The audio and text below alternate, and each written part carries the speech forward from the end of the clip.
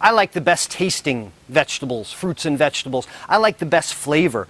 Other people may want to retain as much nutrient quality of fruits and vegetables that they get.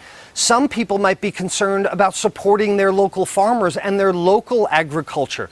Some people would talk about the fact that you deplete the soil. Others may talk about the health benefits of eating seasonally from what comes within 50 miles of your house and where you live. Some people might be concerned about labor problems and the way that people that harvest and grow our food are treated. I don't care which one of these you pick, even if it's just that it tastes good, you should start being concerned about where your food comes from, or at least examining where does that food come from. If you're going to your farmer's market, you probably know where it comes from. You're shaking the hand of the guy that pulled it from the ground. If you're going to your huge mega market, start to ask where it comes from and why are you sending your money there when you should be sending your money here. All more questions to ask of Sandy Chronic.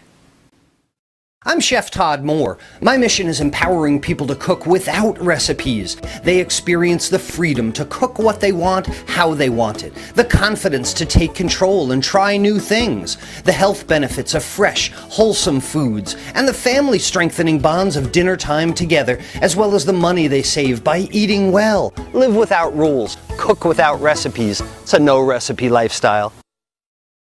Well, it sounds like you're strengthening the industry, not just trying to find a quick market for farms. Do you find that this keeps prices steady in some regard, that you control so much of it? It goes back and forth. The key thing about us is that we are not influenced by some weather crisis happening in the, Napa or Yucca Valley or Chile or wherever the, bulk of that when you see red broccoli is coming out that week or whatever it might be, the idiosyncrasies of what affect produce to be stock market style of pricing is not what affects us here. So we are generally, relatively stable in pricing, but it's all about volume for us and weather and, other things that affect volume. But, we try to base our pricing on what's a good, fair return to the farmer and what we know is competitive for our customers to be able to in turn sell. We want it to be consumed. We don't want it to go to waste. And we're not trying to make a joke of organic produce. We want it to make an impact. So it needs to be affordable for real people to buy. But we also recognize that all of our customers along the chain also need to make their margins. So, Well, it's family business. It's not family hobby, and farming is very hard work. And, this is the bridge that I'm trying to create, because my first goal is to get people just to cook. Just stop eating anything with a list of ingredients and prepared in 2 seconds. If it's quick or a long list of ingredients, it's horrible. So, even if I can get people just cooking at home, but then the next bridge is, for me, yes, and I think the objection that a lot of people would say is, that's for hippies. Even if I don't care about the planet, forgive you.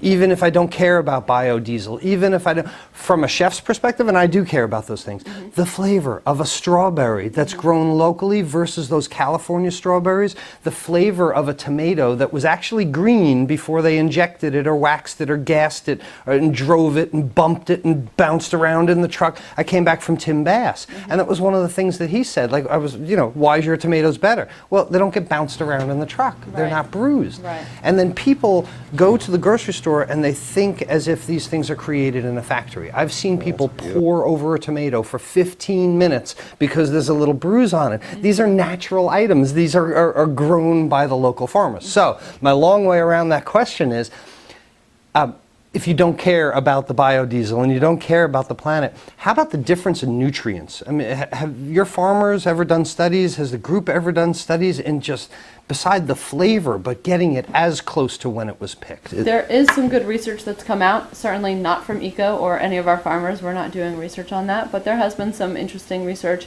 comparing side by side a conventional orange with an organic orange and things like that. But I think largely, beyond just the organic versus conventional debate, it's a freshness issue. And if you're not waiting until that item is ripe, until you harvest it, then they're being deprived of nutrients and all the water and all the sunlight and everything that goes into their flavor is also a nutritional factor as well. It's the next step. If sure, or it's ready to go. Yeah, if you're cooking at home and you want to do this because you want to be healthier and you want to use better ingredients, but then you're buying the green tomato that got gassed from Chile or something like that, it's moot. You know, this is the next step for you. This is what you need to do, is find local ingredients because they are healthier. They taste so much better, and I hope you do care that it helps the planet as well, and it helps your local community. It's very, very important.